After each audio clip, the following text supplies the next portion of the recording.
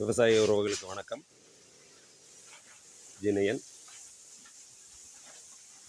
Second spray பண்ணுறாங்க.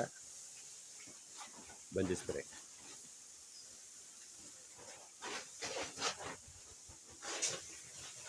தாரோட quality ஒவ்வொரு coin சிறப்புக்குமே வர்றதுக்கு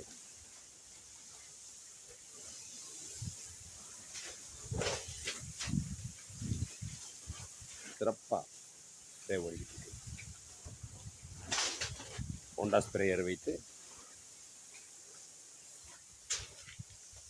காயை நல்லா குளிப்பாட்டுங்க. சுற்றி காயை குளிப்பாட்டி